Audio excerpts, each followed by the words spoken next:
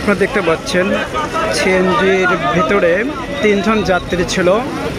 তো 3 জনের ভিতরে ড্রাইভার আঘাতপ্রাপ্ত এবং যাত্রীরাও আঘাতপ্রাপ্ত ছিল, কিন্তু এর ভিতরে হয়তো একজন নিহত হয়েছেন।